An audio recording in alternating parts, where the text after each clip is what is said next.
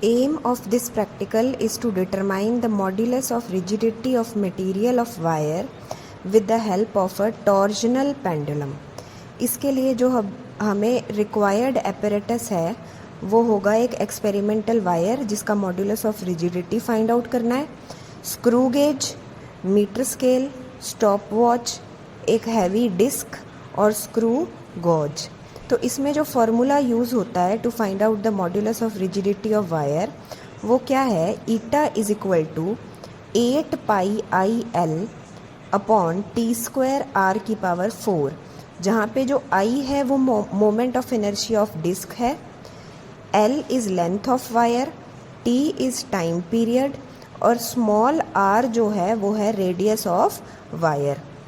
अब जो डिस्क का मोमेंट ऑफ इनर्शिया होता है सेंटर के अबाउट वो होता है mr²/2। तो इसके लिए हमें मास ऑफ डिस्क और रेडियस ऑफ डिस्क भी फाइंड आउट करना है।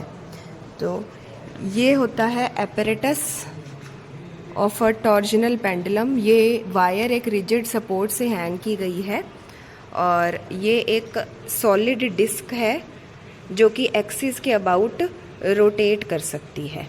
इसका मास 2 kg है। नेक्स्ट हम इस वायर का रेडियस मेज़र करेंगे with the help of screw gauge. जब हमने मेज़र किया तो हमारे पास मेन स्केल रीडिंग 1 आती है और सर्कुलर स्केल रीडिंग जो मेन स्केल से कोइंसाइड कर रही है वो 90 है। तो टोटल रीडिंग डायामीटर की स्क्रू गॉज की हेल्प से क्या होती है, main scale reading into least count plus least count multiply circular scale reading. Least count screw gauge का 0.01 मिलीमीटर, मेन स्केल रीडिंग आई थी 1, सर्कुलर स्केल रीडिंग आई थी 90। तो टोटल डायामीटर 1.9 मिलीमीटर आया। इससे हमने रेडियस कैलकुलेट करने के लिए डायामीटर का हाफ किया, हमारे पास रेडियस ऑफ वायर आया 0.95 मिलीमीटर। फिर हमने डिस्क का डायामीटर स्केल की हेल्प से निकाला। डिस्क का डायामीटर 12.3 सेंटीमीटर था और रेडियस इसका हाफ करने पर 6.15 सेंटीमीटर।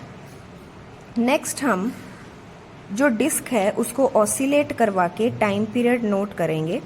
नंबर ऑफ ऑसिलेशन 5, 7, 9, 11 के लिए टाइम पीरियड लेंगे और टोटल टाइम टेकन निकाल के टाइम पीरियड नोट करेंगे। ये हमारे पास जो डिस्क है इसको थोड़ी सी रोटेशन देके लीव कर देंगे और इसकी नंबर ऑफ ऑसिलेशन काउंट करने के लिए इस एक्सट्रीम पॉइंट को नोट करेंगे कि जब ये डिस्क इस एक्सट्रीम पॉइंट पे वापस आएगी वो 1 ऑसिलेशन काउंट होगा। ऐसे करके हम टोटल 5 ऑसिलेशन के लिए टोटल टाइम निकालेंगे और उसका टाइम पीरियड निकाल लेंगे। नेक्स्ट 7 ऑसिलेशन के लिए और 9 ऑसिलेशंस के लिए। ये टेबल है for the time period of oscillation. हमने 5, 7, 9, 11 ऑसिलेशंस के लिए टोटल टाइम निकाला। देन टाइम पीरियड निकालने के लिए total time divided by number of oscillations करने पर जो हमारे पास मीन वैल्यू आती है टाइम पीरियड की वो आई 6.6 सेकेंड्स।